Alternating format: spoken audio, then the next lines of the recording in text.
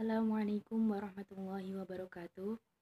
Perkenalkan, nama saya Ida Saukia. Saya dari kelas BSA 4A, NIM 126305211. Kali ini kita akan membahas mengenai pemanfaatan teknologi informasi dan komunikasi dalam proses pembelajaran. Apa sih teknologi informasi dan komunikasi itu? Menurut Tabaratas tahun 2002, yaitu sebuah bidang ilmu yang perkembangannya sangat pesat dari tahun ke tahun. Jadi, ilmu pengetahuan dapat membantu segala macam proses kegiatan dengan perkembangan teknologi di era modern seperti sekarang ini. Fungsi teknologi informasi dan komunikasi dalam pembelajaran. Fungsi teknologi dan komunikasi memiliki 3 fungsi utama, yaitu yang pertama, teknologi berfungsi sebagai alat, yaitu teknologi sebagai alat bantu pengguna atau siswa untuk membantu pembelajaran. Misalnya mengolah kata, mengolah angka, grafis, database, dan lain sebagainya. Yang kedua, teknologi informasi berfungsi sebagai ilmu pengetahuan. Dalam hal ini, teknologi sebagai bagian dari disiplin ilmu yang harus dikuasai oleh siswa. Contohnya, ada mata pelajaran teknologi informasi komputer yang harus dipelajari di jurusan informatika, manajemen, dan ilmu komputer. Di kurikulum sekolah tahun 2006 atau KTSP, TIK juga merupakan sebuah ilmu pengetahuan yang harus dikuasai oleh siswa semua kompetensinya. Yang ketiga, teknologi sebagai bahan dan alat bantu untuk pembelajaran atau literatur. Dalam hal ini, teknologi dimaknai sebagai bahan pembelajaran sekaligus sebagai alat bantu untuk menguasai sebuah kompetensi berbantuan komputer. Dalam hal ini, komputer telah diprogram sedemikian rupa sehingga siswa dibimbing secara bertahap dengan menggunakan prinsip pembelajaran tuntas untuk menguasai kompetensi.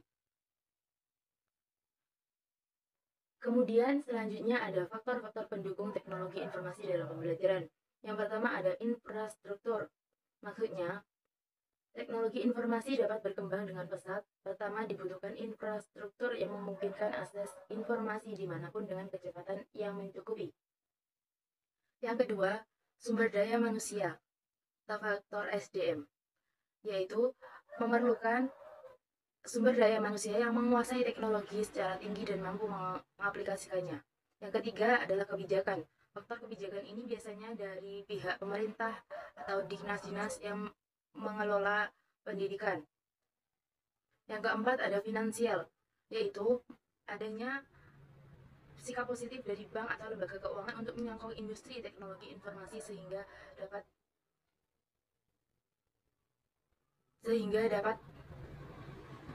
menghasilkan teknologi yang dapat membantu dalam proses pembelajaran.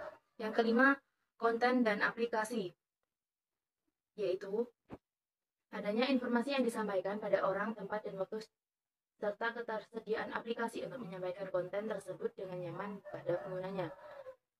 Maksudnya, konten-konten tersebut dapat digunakan sebagai alat bantu untuk para siswa mencari materi-materi dari apa yang disampaikan guru untuk proses pembelajarannya. Kemudian, selanjutnya ada pemanfaatan teknologi informasi dan komunikasi sebagai media pembelajaran. Nah, di sini ada beberapa pemanfaatan dari media pembelajaran teknologi informasi sebagai media pembelajaran. Yang pertama, pembelajaran menjadi lebih menarik dan efektif. Pengguna media pembelajaran berupa foto atau video dapat menarik perhatian siswa bila dibandingkan dengan penjelasan secara deskriptif atau lisan dari guru. Yang kedua, pembelajaran menjadi lebih konkret dan nyata. Penggunaan media pembelajaran di tingkat sekolah dasar, lebih-lebih di kelas rendah, dapat sesuai dengan karakteristik siswa yang berada di taraf konkret operasional. Dengan hal ini, siswa dapat lebih mudah mempelajari segala sesuatu secara langsung, dapat mereka lihat dengan dengar, pegang, dan merasakan. Siswa dapat melihat langsung contoh tanpa harus mengira-ngira di angan-angan mereka, karena contoh dapat dilihat langsung. Yang ketiga, pengelolaan pembelajaran lebih efektif dan efisien. Dengan media pembelajaran, guru dapat terbantu untuk tidak perlu banyak menulis atau mengilustrasikan di papan tulis. Ilustrasi dan tulisan yang dibutuhkan dapat dipenuhi guru dengan waktu yang tepat dan cepat melalui fasilitas yang terdapat dalam komputer. Yang keempat, mendorong siswa belajar secara lebih mandiri. Media pembelajaran yang dirancang khusus untuk pembelajaran tertentu dapat digunakan oleh siswa yang belajar secara baik individu atau kelompok.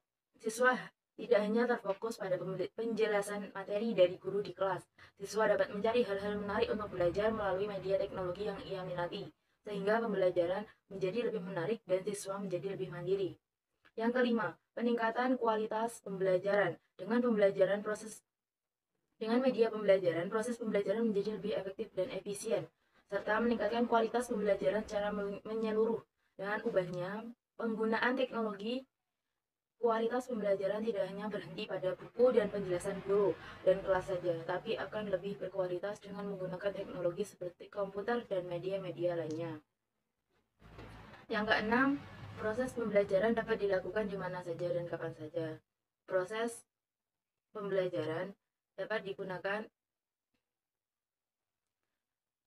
siswa tidak hanya saat berada di kelas, melainkan saat berada di rumah ataupun di mana saja ketika ia ingin belajar. Mungkin itu yang bisa saya sampaikan. Kurang lebihnya mohon maaf. Wassalamualaikum warahmatullahi wabarakatuh.